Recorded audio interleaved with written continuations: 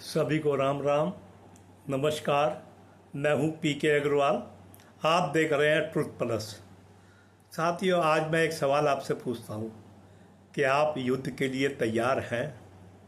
आप जानते हैं, पहलगाम आतंकी हर घटना के बाद भारत और पाकिस्तान के बीच तनाव चरम पर है और युद्ध की आशंकाएं फैली हुई हैं। युद्ध हो गया नहीं, मैं नहीं जानता। सैन्य विकल्प आखिरी विकल्प हो सकता है और आखिरी विकल्प सरकार कब अपनाएगी ये सरकार में बैठे विशेषज्ञ तय करेंगे। फिलहाल सरकार अन्य कदम उठा रही है, जैसे इंडस वाटर ट्रीटी को स्थगित करना या पाकिस्तान के विरुद्ध आर्थिक कदम उठाना। जहाँ तक भाई हमारी बात है, सरकार युद्ध करेगी तो हम सरकार के साथ हैं, समर्थन करेंगे। नहीं करेगी, बिना युद्ध के कदम उठा दिए, हम उसका भी समर्थन करते हैं। लेकिन प्रश्न ये है कि आप युद्ध के लिए तैयार हैं? आप जानते हैं, हमारे यहाँ एक इकोसिस्टम है, लेफ्ट लिबरल सेकुलर। उसे मैं डीप स्टेट कहता हूँ। उसे लाशों पे राजनीति करनी होती है। उदाहरण आपके सामने कुंभ है। जब सरकारी आंकड़ों के अनुसार कुंभ में एक हादसा हुआ जिसमें 30 व्यक्तियों की 30 श्रद्धालुओं की मृत्यु हुई। वो सरकार के दिए आंकड़े को नहीं मानते। सरकार से पूछेंगे भी लेकिन मानेंगे नहीं। उन्होंने अपने आंकड़े देने शुरू किए। वो 100 से शुरू हुए, 1000 तक पहुँचे। एक ने तो 15,000 तक का आंकड़ा दे दिया। अब 15,000 वाले के पास कौन सा डाटा कलेक्शन सेंटर है, किसी ने उससे नहीं पूछा, क्योंकि ये कभी मीडिया के सामने भी नहीं आते। एजेंडा चलता रहता है, कभी सब सवालों के जवाब देते नहीं है। इनके एजेंडे के बारे में कोई सवाल न किया जाए। अब अगर भारत पाकिस्तान के बीच में युद्ध होगा, मैं फिर वहीं आता हूँ कि आप युद्ध के लिए तैयार हैं? यदि भारत पाकिस्तान के बीच युद्ध होगा तो यही इकोसिस्टम भी आएगा। ये मत समझिए ये सरकार के समर्थन में आएगा, इतना तो आप भी समझते होंगे। ये आपका इमोशनल दोहन करने के लिए आएगा, इमोशनल अत्याचार। हो सकता है ये ऐसी तस्वीरें सामने लाए। अब अगर युद्ध होगा तो आप ये भी मान के चलिए, सैनिकों को वीरगति भी प्राप्त हो सकती है, घायल भी हो सकते हैं, लापता भी हो सकते हैं, पाकिस्तान के हाथ में भी पड़ सकते हैं। अगर सैनिक वीरगति को प्राप्त हो गया तो इनका नैरेटिव शुरू हो जाएगा। टीचर का बेटा था, दर्जी का बेटा था, जैसे ये आतंकवादियों के लिए सहानुभूति कार्ड खेलते थे, उनके हिस्से को समर्थन लेने के लिए तब ये आपके लिए कार्ड खेलेंगे। इनका उद्देश्य डायरेक्ट रूप से मोदी की छवि खराब करना होगा कि मोदी सैनिकों को मरवा रहा है। आपकी क्या प्रतिक्रिया होगी उस वक्त, ये आप तय करेंगे। हो सकता है कुछ खून से लथपथ सैनिकों के शरीर भी ये दिखाए और दिखाए कि हाँ, शरीर खून से लथपथ है, बहन खून से टीका कर रही है रक्षाबंधन के अवसर पर। ऐसा भी हो सकता है। कुछ सैनिक लापता भी हो सकते हैं, पाकिस्तान के हाथ में भी पड़ सकते हैं। तब ये कहेंगे हमारे सैनिकों को वापस लाओ।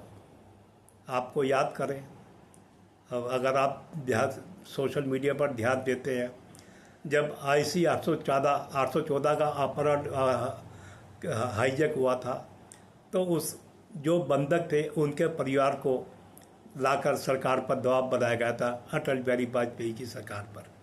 फिर वाजपेयी को आखिरी में, प्रधानमंत्री जी को आखिरी में उन बंधकों को छोड़ना, आतंकवादियों के बदले बंधकों को छुड़ाया गया था, जिसका ये लोग आज तक मजाक उड़ाते हैं, जबकि दबाव डालने वाले यही लोग थे। ये आप सब जानते होंगे। आप जानते होंगे अभी 5 साल पहले जब अभिनंदन पाकिस्तान में फंस गया था एक ऑपरेशन में, तब इन्होंने शुरू कर दिया था अभिनंदन वापस लाओ। और क्योंकि हम लोग भी निर्दयी नहीं है, भावुक है, हम सब भी बह जाते हैं। आप भी बह जाएंगे क्या?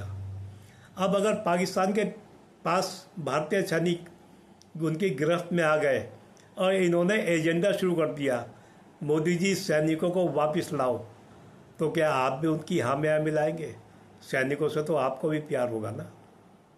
अब युद्ध के प्रभाव तो हम बर्दाश्त कर लेंगे, लेकिन हम सैनिकों को क्यों नहीं बर्दाश्त कर पाते? क्या तब भी आप मोदी जी को यही कहेंगे हमारे सैनिक वापस लाओ। आप ये बताएं, युद्ध के बीच में मोदी जी सैनिक कैसे वापस लाएंगे? क्या युद्ध बंद करके वापस लाएंगे या आत्मसमर्पण करके वापस लाएंगे? ये तो आपको सोचना है ना। अगर आप समझते हैं युद्ध के बीच में मोदी जी युद्ध बंद के सैनिकों को वापस लाएंगे जो पाकिस्तान की गिरफ्त में चले गए, तो फिर आप युद्ध की बात ना करें। अगर आप समझते हैं कि आप अपने सैनिकों को लाने के लिए मोदी जी सरेंडर कर देंगे, तो आप युद्ध की बात ना करें। आप युद्ध के लिए तैयार नहीं है, आप केवल जोश में हैं। तो आप इन बातों को सोच कर चलिए कि आप युद्ध के लिए तैयार है या नहीं है। अभी मैंने आर्थिक पक्ष नहीं उठाया है। हो सकता है युद्ध होने के बाद टैक्स लग जाए, महंगाई बढ़ जाए, अर्थव्यवस्था नकारात्मक हो जाए, वो विषय तो मैंने उठाए नहीं है। इन विषय को सोचिए, क्या आप युद्ध के लिए तैयार हैं? अपने बारे में सोचिए। अगर आप युद्ध के लिए, अगर आप इन सवालों को देखकर आप इस निर्णय पर पहुंचते हैं कि आपका युद्ध के लिए कहना केवल भावुक मामला है, तो आप युद्ध के लिए तैयार नहीं है। और युद्ध के लिए तैयार नहीं है तो मोदी सरकार को युद्ध की तरफ मत धकेलिए।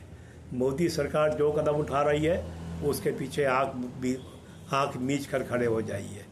मोदी सरकार युद्ध करेगी, हम युद्ध को समर्थन देंगे।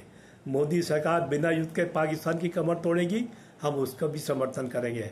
मोदी सरकार कोई कदम नहीं उठाएगी, हम आक्रोश जरूर उठाएंगे, लेकिन उसका भी समर्थन करेंगे। इस मानसिकता के साथ आप निर्णय करें, आप किधर हैं।